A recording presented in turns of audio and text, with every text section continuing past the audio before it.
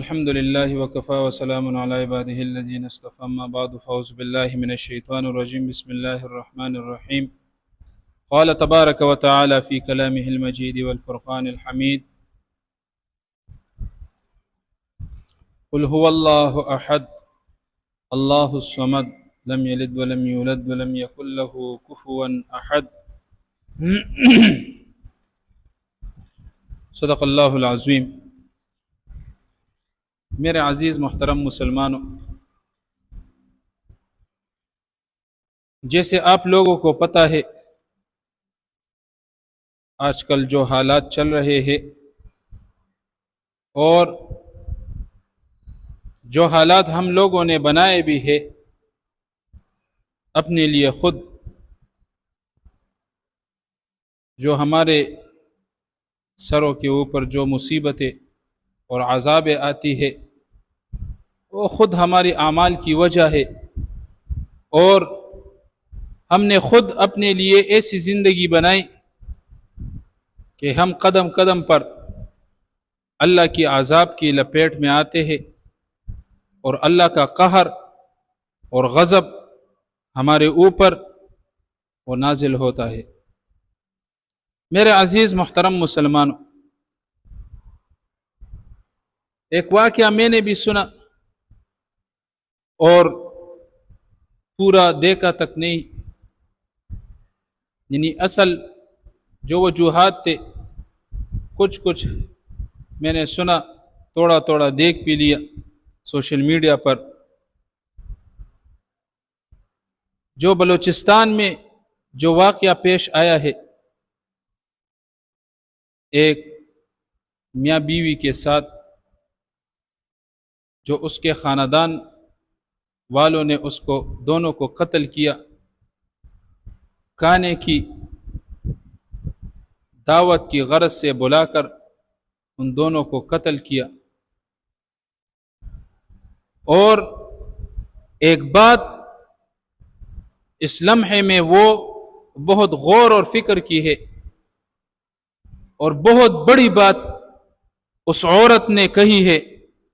آپ یقین جانو، انسان کا دل جس میں ذرہ برابر بھی ایمان موجود ہو، انسان کا دل وہ درد محسوس کرتا ہے کہ یار یہ کون سا قانون ہے، کس طرح انصاف ہے۔ آپ خود بخود اس نتیجے تک پہنچ جاؤ گے کہ ہم دین اسلام سے دوری کی وجہ سے اور اللہ کا قانون بھولنے کی وجہ سے اور پیغمبر کی زندگی اور اس کی احادیث مبارکہ اور صحابہ کرام کی زندگی وہ ہم بھول چکے ہیں، تو اس وجہ سے ہمارے ہاتھوں سے اور ہماری زبانوں سے دوسرے لوگوں کو تکلیف وہ پہنچتی رہتی ہے۔ تو اس لڑکی نے ایک بات کہی تھی کہ مجھے ہاتھ نہ لگاؤ، مجھے صرف گولی مارو، ہاتھ نہ لگاؤ۔ اور اس کے ساتھ یہ بات اس نے کہی ہے کہ میں نے نکاح کیا ہے، کوئی زنا نہیں کی، میں نے نکاح کی ہے۔ آج کل ہمارے معاشرے میں آپ لوگ دیکھیں کس طرح انصاف ہم نے عورتوں کو دی ہے، کس طرح انصاف۔ آخر ہم عورتوں کو سمجھتے کیا ہے؟ ہمارے معاشرے میں اگر لڑکا وہ کڑا ہو جائے، مجھے فلاں لڑکی پسند ہے، میرے لیے اس کا رشتہ وہ مانگو، مجھے وہ پسند ہے، ہم کہتے ہیں کہ بیٹا بات اس طرح ہے کہ چلو ٹھیک ہے۔ جب دوسرے لوگ ہمارے ساتھ کیا کرے، جوان ہے، بس پسند آئے گی، وہ ہے، یہ ہے۔ اور اگر ہمارے گھروں میں عورت اپنی محبت کا اظہار کرے، لیکن محبت وہ محبت نہیں، ٹھیک ہے میری بات ہے، آپ سنیں گے، بہت سے سوالات بھی اٹھیں گے، میں مانتا ہوں، سب کچھ مانتا ہوں، میں خود دیکھ رہا ہوں، لیکن میں ان لوگوں کی بات کر رہا ہوں جو اپنے آپ کو پاکیزہ رکھنا چاہتے ہیں۔ اگر آپ کی بیٹی یا آپ کی بہن اس کا رشتہ آپ کے گھر آیا، لوگ آ گئے، کہتے ہیں کہ آپ کے بیٹی کا ہاتھ ہم مانگتے ہیں، آپ کی بہن کا ہاتھ مانگتے ہیں، تو پھر جب آپ کی گھر میں جو لڑکی موجود ہے، بیٹی ہو یا بہن، اگر وہ کہے کہ بھائی یا بابا مجھے یہ لوگ پسند نہیں، یہ رشتہ مجھے منظور، ہم کیا کرتے؟ ہمارے پشتون معاشرے میں آپ کی اتنی جرت، میں جو بولوں گا وہ آپ کرے گی، میں جو کہوں گا وہ آپ کرے گی. ظلم، بے انتہا ظلم، بے انتہا. اللہ جل شانہ نے عورت کو بھی پورا پورا حق دیا ہے اس کے رشتے میں، پورا پورا حق دیا ہے کہ آپ اس سے پوچھو. ابو بکر صدیق رضی اللہ تعالی، جب حضرت فاطمہ رضی اللہ تعالی عنہ اس کے رشتے کی بات آئی تو علی رضی اللہ تعالی عنہ، پہلے ابو بکر صدیق رضی اللہ تعالیٰ عنہ نے مانگا، پھر عمر فاروق رضی اللہ تعالیٰ، پھر عثمان غنی رضی اللہ تعالیٰ، پھر جب علی رضی اللہ تعالیٰ عنہ آئے، وہ موجود نہ تھے اس موقع پر، جب وہ آپ پہنچے تو ان صحابہ کرام نے ان سے فرمایا کہ ہمیں تو انکار ہوئی لیکن آپ جاؤ. حضرت علی رضی اللہ تعالیٰ عنہ نے فرمایا کہ ابو بکر، عمر، عثمان رضی اللہ تعالیٰ عنہ، آپ کو انکار ہوا تو میں کیا چیز ہوں، مجھے وہ کیوں دے گے؟ اپنی بیٹی کا ہاتھ، نبی علیہ الصلوۃ والسلام فاطمہ رضی اللہ تعالیٰ عنہ کے بارے میں باتیں ہو رہی تھی. اس نے کہا کہ جاؤ بات تو کرو، کیا پتہ دے دے. تو جب علی رضی اللہ تعالیٰ عنہ چلے گئے تو جبریل علیہ الصلوۃ والسلام نبی علیہ الصلوۃ والسلام کے پاس پیغام لائے کہ اپنی بیٹی کا رشتہ وہ علی کے ساتھ کروا دو. اللہ جل شانہ نے خود پیغام بھیجا تھا. جب علی رضی اللہ تعالیٰ عنہ چلے گئے اس سے بات نہیں ہو رہی تھی، اتنی جرت نہیں تھی کہ نبی علیہ الصلوۃ والسلام کے سامنے میں کیسے یہ بات کہوں گا کہ اپنی بیٹی کا ہاتھ دو. تو علی رضی اللہ تعالیٰ عنہ اس طرح بیٹھے تھے، اس طرح سر جھکا کر، اس طرح. نبی علیہ الصلوۃ والسلام نے فرمایا کہ علی، فاطمہ کا ہاتھ مانگنے آئے ہو، اس کا رشتہ مانگنے آئے ہو؟ علی رضی اللہ تعالیٰ عنہ بہت گھبرا گئے، سر ہلا کر ہاں یا رسول اللہ. نبی علیہ الصلوۃ والسلام نے اللہ جل شانہ کے بات کرنے کے بعد بھی اس طرح نہیں کہا کہ ٹھیک چلو دے دیا. نہیں، نبی علیہ الصلوۃ والسلام گھر چلے گئے. فاطمہ رضی اللہ تعالیٰ عنہ کو فرمایا کہ بیٹی، آپ کا ہاتھ علی مانگ رہا ہے، کیا آپ کو یہ رشتہ منظور ہے؟ کیا آپ کو یہ رشتہ منظور ہے؟ اس کے باوجود بھی نبی علیہ الصلوۃ والسلام نے فاطمہ رضی اللہ تعالیٰ عنہ سے وہ پوچھ تاچھ کی، کیا آپ کو منظور ہے؟ منظور ہے یہ رشتہ؟ تو میرے عزیز مسلمانوں، نبی علیہ الصلوۃ والسلام کے قانون کو پہچانو. یہ کیا ظلم اور کیا ستم ہم نے اپنے اوپر لگائے ہوئے. صرف بلوچستان میں یہ واقعہ نہیں، ہمارے ہر پختون معاشرے میں عورتوں کا حق کھایا جا رہا ہے. اور میں نے پہلے بھی یہ باتیں بہت زیادہ کی ہے کہ ہمارے معاشرے میں عورتوں کو کتے کی نظر سے لوگ دیکھ رہے ہیں، کتے کی نظر سے. اس کو کچھ سمجھ تک نہیں رہے. وہ ہمارے مرد جو ہمارے پشتون معاشرے میں جو مرد ہے وہ عورتوں کو کچھ بھی نہیں سمجھتے، کچھ بھی نہیں. ٹھیک ہے، میں خود بھی پشتون ہوں، میں بھی معاشرے میں رہ رہا ہوں، میرے بھی بہن ہے، میرے بھی ماں باپ ہے الحمدللہ، میرے بھی بیوی ہے الحمدللہ، میں بھی یہ سب کچھ میرے پاس بھی ہے. لیکن الحمدللہ میں نے آخری حد تک یہ کوشش کی کہ جس کا جتنا حق ہے میں نے اس کو بولا بھی ہے، میں نے معافی بھی مانگی، اس کو کہا بھی ہے کہ آپ باپ ہو باپ بن جاؤ، ماں ہو ماں بن جاؤ، بہن ہو بہن بن جاؤ، تم بیوی ہو بیوی بن جاؤ۔ آپ کو جو مقام اللہ نے دی ہے اس مقام سے اوپر نیچے مت ہونا، اس مقام سے اوپر نیچے مت ہونا۔ بس اللہ نے جو مقام باپ کا درجہ دیے آپ باپ کے زمرے میں چلو۔ عورتوں کے معاملے میں ہاتھ وہ نہ مارو، زبان نہ مارو، عورتوں کا کام عورتوں پر چھوڑ دو، صرف اصلاح کرو۔ اصلاح بھی اس طرح گھر میں بولو، عفو درگزر یہ سیکھو، معافیہ سیکھو، یہ کام آپ کرو خیر، وہ کام یہ کرے گی، یہ وہ اس طرح گھر چلے گا۔ یہ تعویذ اور فتووں پر جب گھر میں تعویذیں اور فتوے آ جاتے ہیں تو یہ گھر نہیں رہتا، یہ گھر نہیں رہتا، یہ کچھ اور چیز بن جاتا ہے، یہ گندگی کا ایک ڈیر بن جاتا ہے۔ وہ کچھ کہتا ہے، یہ کچھ کہتا ہے، یہ کچھ کہتا ہے، نہیں، تمیز نہیں، تمیز۔ جب بڑوں نے اپنی بڑائی کو بڑا سمجھا، یعنی کیا مطلب؟ مطلب یہ کہ یہ چھوٹے باس میں جو کہوں گا وہ آپ کریں گے، نہیں نہیں۔ اور چھوٹوں نے یعنی ماتحتوں نے اپنی چھوٹی سے بڑائی کے مقام تک اپنا ہاتھ بڑھا دیا یا اپنا پاؤں بڑھا دیا تو پھر یہ گھر نہیں چلتا۔ تو میرے عزیز مسلمانوں، یہ ہے اللہ کا قانون، یہ ہے پیغمبر کا طریقہ، یہ ہے صحابہ کرام کی زندگی۔ ہم تو روایات میں احادیث مبارکہ میں نبی علیہ الصلوۃ والسلام عائشہ رضی اللہ تعالیٰ عنہ جو اس کی جو باندھی تھی تو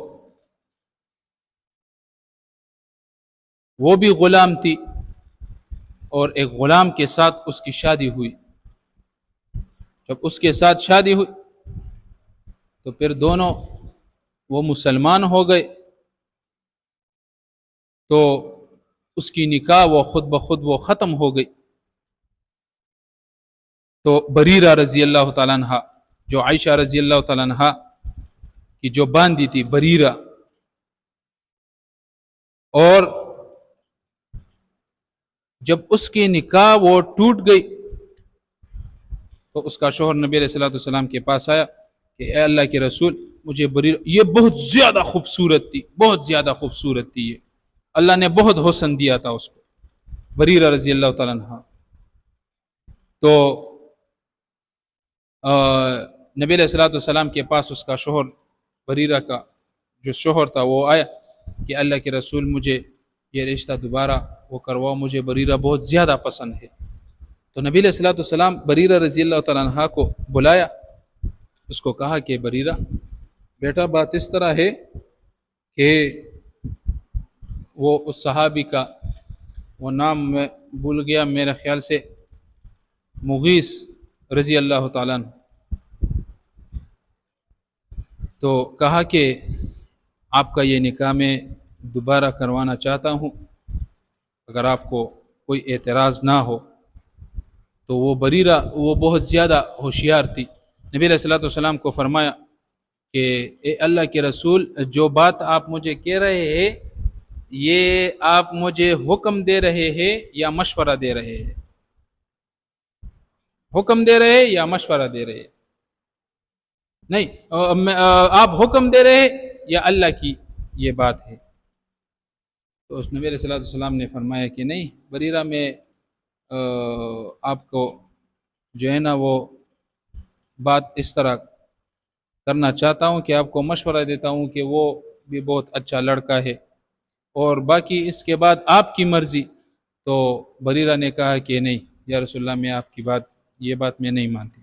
تو نبی علیہ الصلوۃ والسلام نے یہ نہیں کہا کہ آپ پیغمبر کی بات نہیں مانتے، آپ یہ ہے آپ وہ ہے، نہ کافر ہوئی نہ کچھ نقصان بھی نہیں ہوا۔ نبی علیہ الصلوۃ والسلام نے فرمایا کہ ٹھیک ہے، آپ کی جو مرضی ہے، آپ کی زندگی ہے، جس کے ساتھ آپ نکاح کرنا چاہتا ہے آپ کر دو، میں کچھ بھی نہیں کہتا، آپ کی زندگی ہے۔ میں تو صرف آپ سے مشورہ لینا چاہتا تھا کہ اگر آپ کو کوئی اعتراض نہ ہو تو دوبارہ آپ کا نکاح کروا دے۔ اس نے کہا کہ نہیں یا رسول اللہ، میں اس کے ساتھ نکاح نہیں کرنا چاہتا۔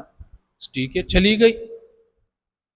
اور مغیث رضی اللہ تعالیٰ عنہ، میرے خیال سے اللہ کمی بیشی معاف کرے، اس کے شوہر کا جو نام تھا وہ میں بھول چکا، تو وہ مدینہ منورے کی گلیوں میں وہ خود کو گھسیٹتا تھا، زمین پر، دیواروں کے ساتھ، اور آوازیں لگاتا تھا مدینہ منورہ کی گلیوں میں، بریرہ بریرہ بریرہ۔ نبی علیہ الصلوۃ والسلام جب اس کو دیکھتے تھے تو نبی علیہ الصلوۃ والسلام نے دونوں کو کچھ بھی نہیں، نبی علیہ الصلوۃ والسلام اس کو دعا کرتے، اللہ آپ پر رحم کرے، اللہ آپ پر رحم کرے۔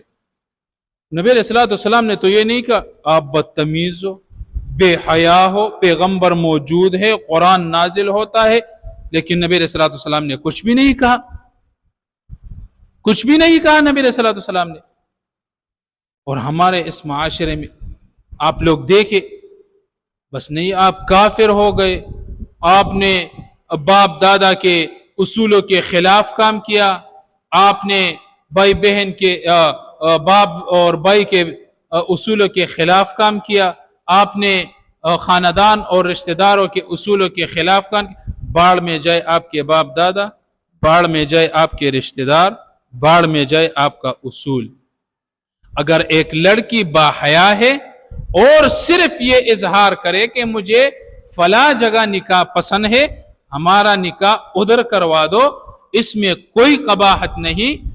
جب بھی آپ کی بیٹی یا بہن کا رشتہ آئے، آپ جا کے اس سے پوچھو کہ آپ کو یہ رشتہ منظور ہے؟ اگر آپ کو منظور ہے تو ہم ہاں کرتے ہیں، اگر آپ کو منظور نہیں تو ہمارا کوئی مجال نہیں کہ ہم آپ کی زور زبردستی سے اس سے رشتہ کروائے اور آپ کا اس کے ساتھ نکاح کروائے، ہمارا کوئی مجال نہیں ہے۔ آپ کی زندگی ہے، آپ زندگی گزارو گے، ہم تو خود اپنے گھر میں بیٹھے رہیں گے۔ پھر آپ جائے نا معاشرے میں دیکھے، گھروں میں نکاح ٹوٹ جاتی ہے، طلاقیں ہو جاتی ہے، اور ساس اور جو ہے نا اس کی نن وغیرہ جو اس کو جو کچھ بھی وہ بولتے ہیں، گھر میں جتنے بھی عورتیں اس کے ساتھ ہوتے، پھر اس پر ظلم وغیرہ سب کچھ آپ سوشل میڈیا دیکھتے ہیں۔ آج کل تو کسی سے کچھ بھی چھپا نہیں ہے، کسی سے کچھ چیز بھی چھپتی نہیں ہے۔ ہمارے پشتو معاشرے میں ایک محاورہ وہ بہت مشہور ہے، محاورہ اس طرح ہے کہ اختر پٹ میڑا نہ دے، اختر پٹ میڑا نہ دے۔ وہ عید کوئی چھپنے والی چیز نہیں ہے، جب عید آتی ہے تو وہ سب کو پتہ چلتا ہے۔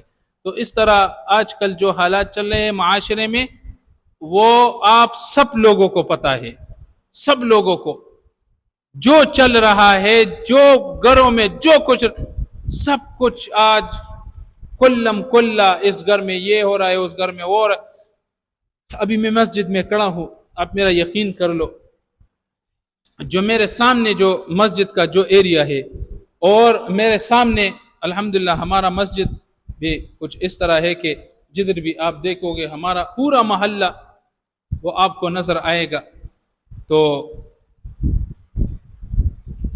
جتنے بھی گھر مجھے نظر آ رہے ہیں، آپ جس گھر میں بھی جاؤ گے کچھ نہ کچھ مسئلہ آپس میں رہے گا، کچھ نہ کچھ مسئلہ وہ آپس میں رہے گا، عورتوں کا، مردوں کا، اور زیادہ تر کیا، شادی کروائی بیٹے کی، بہو لائی، پھر اس پر ظلم ستم شروع کیا۔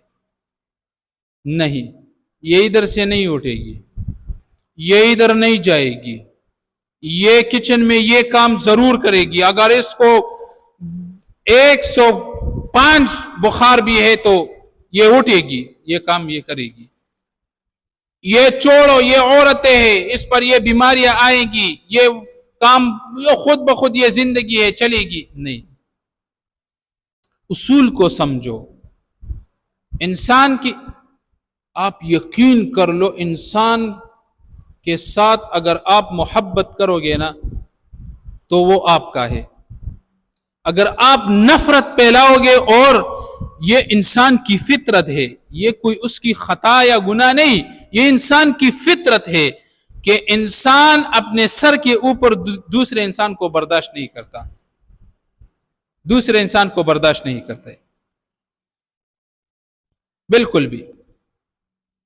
اور اگر محبت کے ساتھ آپ چلو گے تو یقین کر لو وہ آپ کو دگنا محبت دے گا، کیونکہ یہ پیغمبر کا طریقہ ہے، یہ پیغمبر کا طریقہ ہے. تو میرے عزیز مسلمانوں اس باتوں کو سمجھنا ہوگا، میرے عزیز مسلمانوں اس باتوں کو سمجھنا ہوگا، اللہ کے قانون کو پہچاننا ہوگا، پیغمبر کے طریقے کو پہچاننا ہوگا. اس کے بعد ہماری زندگی وہ خوشگوار گزرے گی، ہمارے اوپر اللہ کی رحمتیں آئے گی. تو اللہ جل شانہ اس باتوں پر مجھے بھی اور آپ کو سب کو عمل کرنے کی توفیق عطا فرمائے. کوشش کرے محبت کے ساتھ زندگی گزارے، محبت کے ساتھ اور اتفاق کے ساتھ زندگی گزارے. اپنے آپس میں بغض، کینہ، حسد، نفرت، یقین کر لو آپ دوسرے کا کچھ نقصان نہیں کر سکتے، آپ خود اپنا نقصان کر رہے ہو. ہمارے جتنے بھی بڑے وہ گزرے ہیں، جب اس کے پیچھے کوئی باتیں کرتا تھا کہ آپ ایسا ایسا، اور جب اس کو کوئی پیغام لاتا کہ حضرت وہ فلاں بندہ آپ کے پیچھے باتیں کر، تو وہ خوش ہوتا تھا اور شکر ادا کرتا تھا. تو جب شاگرد اس سے پوچھتے تھے کہ حضرت یہ کیوں، یہ کیا، آپ تو خوش ہوتے، اس نے کہا کہ خدا کے بندے اس پر خوش ہو، خوشی کرنا اس پر، کیونکہ وہ اپنے اعمال مجھے دے رہے ہیں، وہ اپنی نیکیاں مجھے دے رہے ہیں، اس پر خفا نہیں ہونا ہے. لیکن نہیں، ہمارے معاشرے میں بات پر جو ہے نا وہ جھگڑے، اور آج کل بندوق، پستول وغیرہ وہ سب نکال کر ایک دوسرے کو مارنا. خاص کر ہمارے پشتو معاشرے میں جو ہمارے پشتون بھائی بہن ہے، کتنے قتل و غارت. تو میں اس سے بھی اپیل کرتا ہوں کہ تھوڑا سا 5 منٹ بھی نہیں، 2-3 منٹ اکیلا بیٹھ کر مسجد میں آ کر اور خود اپنے اندر یہ سوچو، اگر میری تھوڑی سی جھکنے کی وجہ سے یہ بات بنتی ہے، خدا کی قسم میں جھک جاؤں گا، میری زندگی بھی خوشگوار ہو جائے گی، اس کی زندگی بھی. اگر نہیں تو پھر یہ منمانیاں اور یہ بدماشیاں جاؤ، بہت سے لوگوں نے کی ہے، بہت سے گھروں کو جاؤ دیکھو وہ ویران پڑے ہوئے ہیں، ویران پڑے ہوئے ہیں. اور ہمارے پشتو معاشرے میں تو پھر کیا ظلم بھی اس نے کیا. اگر پھر دشمن آئے اور اس کو گولی مار، تو ہمارے پشتو معاشرے میں موبائل سے ویڈیو بنا کر، اور پشتو معاشرے میں وہ نظم ہے جو کیا ہے وہ بات ہے کہ مرگ سرگن نہ اڑی اور مرگ گلابو نہ اڑی، یہ وغیرہ جو ہے نا یہ باتیں اس کی ویڈیو پر لگا کر پھر ہم دیکھتے ہیں کہ او بہت بڑا ظلم ہوا ہے، یہ جو خود مر گیا اس کی زندگی کو بھی آپ نے دیکھا ہے کہ نہیں، اس نے کتنے ظلم کی ہے. اور پھر ہمارے معاشرے میں قرآن کے بالکل خلاف. قصاص کا مطلب تو یہ نہیں کہ آپ کا بندہ مارا تو آپ جاؤ اس کا سارا خاندان مارو، قصاص کا مطلب تو یہ نہیں. جس بندے نے آپ کے بندے کو مارا ہے اسی بندے کو مارو، لیکن وہ بھی شریعت کے قانون کے نیچے، شریعت کے قانون کے اندر. تو میرے عزیز مسلمانوں اس باتوں کو سمجھنا ہوگا، اس باتوں کو اپنی زندگی میں وہ لانا پڑے گا، تو پھر جا کر ہماری زندگی خوشگوار بنے گی، پھر جا کر ہم خوشی سے زندگی گزاریں گے۔ اس طرح زندگی نہیں گزرے گی۔ قرآن ایک طرف پڑا ہے، آپ یقین کر لو، میں نے میرے خیال سے ایک ہفتہ پہلے میں نے اس مسجد میں جو بچے آتے ہیں کبھی کبھی وہ قرآن ادھر سے اٹھا کر قرآن کریم جو ہے نا اس کی تلاوت کر، میں خود آتا ہوں ادھر سے قرآن کریم، یہ الماری ہے آپ لوگ دیکھ رہے ہیں، یہ ہے، وہ باہر جو ہے نا ایک الماری وہ پڑی ہے، قرآن کریم ہے سب میں، تو میں روز دیکھتا ہوں کہ اس میں جو ہے نا وہ بہت گندگی اور بہت دھول، گرد و غبار وغیرہ جو ہے نا وہ بہت پڑی ہے۔ ابھی تو خیر صاف کیا، تو میں نے ایک دو بچے تھے، میں نے اس کو کہا کہ یار میں آپ لوگوں کے دیکھتا ہوں کہ آپ ریگولر آتے ہو اور ادھر تلاوت وغیرہ کرتے ہو، تو مہربانی کرو کہ ایک دن یہ والی الماری صاف کرو، احتیاط سے قرآن کریم کی حفاظت کرو، اور دوسرے دن جو ہے نا یہ الماری، پھر تیسرے دن وہ الماری، تو اس نے صاف کیا۔ تو میرے کہنے کا مقصد یہ تھا کہ قرآن کریم مسجدوں میں بھی وہ گرد و غبار کے اندر وہ پڑی ہے، نہ قرآن کی آیات کسی کو یاد کہ اللہ نے اس میں کیا کہا ہے، کیا قانون ہے، ہماری زندگی کس طرح گزرے گی، اور نہ پیغمبر کی حدیث۔ یہ جو ہے نا آپ ادھر میرے جو ہے نا یہ پیچھے یہ سائڈ پر جو ہے نا مشکات شریف یہ پڑھی ہے، تو یہ روز عصر کی نماز کے بعد یہ پڑھائی جاتی ہے۔ تو آپ یقین کر لو کہ جب سلام پھیر جائے نا عصر کی نماز کی جو سلام ہے نا، جب نماز وہ ختم ہو جائے تو پھر سب کو جو ہے نا وہ پتہ ہے کہ ابھی تو حدیث جو ہے نا وہ مولانا صاحب وہ پڑھائیں گے، تو پھر جلدی جلدی بس اللہم انت السلام ومنک السلام، جاؤ نکل جاؤ۔ اور مختص توڑے سے جو بڑے ہیں، جو بزرگان ہیں، سفید داڑھی والے، سفید بال والے، وہ بس آ کر اس طرح بس بیٹھتے، بس 5-10 منٹ حدیث سن کر پھر چلے جاتے ہیں، وہ بھی ٹھیک ہے۔ اور ہمارے جو ہے نا وہ جوان جو طبقہ ہے، نہ حدیث سنتے ہیں نہ قرآن سنتے ہیں، اور اس کے باوجود یہ بھی نہیں سنتے، اور اس کے باوجود مجھے تو میں خود بھی دیکھ رہا ہوں، مجھے باتیں بھی پہنچ رہی ہے کہ فلاں یہ کہہ رہا ہے، یہ مولانا صاحب یہ ٹھیک نہیں ہے، حالانکہ میں خدا کے گھر میں کھڑا ہوں، آپ لوگوں کو پتہ بھی ہے کہ میرا آپ کے ساتھ کچھ ذاتیات بھی نہیں ہے، کچھ ذاتیات بھی نہیں ہے، کچھ بھی نہیں،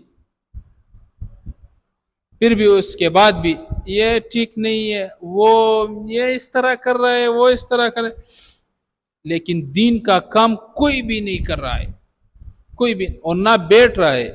بجلی گر مولانا صاحب رحمہ اللہ وہ فرماتے تھے کہ جو شخص قرآن اور حدیث اور اللہ کی بات ہو، اللہ کی باتیں قرآن اور حدیث جب پڑھائے جا رہے ہو، اس کی باتیں ہو رہی ہو، اور یہ شخص اس باتوں پر بھی تنگ ہوا اور اپنے دماغ کو اور دل کو جو ہے نا اس کو تنگی محسوس ہوئی اور مسجد سے چلا گیا، یا صرف تنگی محسوس کی، تو بجلی گر مولانا صاحب رحمہ اللہ نے فرمایا تھا کہ یہ خنزیر بھی جو ہے نا یہ بھی جنت میں جائے گا، یہ بھی اللہ سے کہے گا کہ مجھے جنت دے دو۔ میرے عزیز مسلمانوں، یہ بہت بڑی بڑی باتیں ہیں، لیکن ہمارے اندر ایمان نہیں ہے، ہم سمجھ نہیں رہے اس باتوں کو۔ تو اللہ جل شانہ مجھے بھی اور آپ سب لوگوں کو اس باتوں پر عمل کرنے کی توفیق عطا فرمائے۔ وآخر دعوانا الحمد للہ رب العالمین۔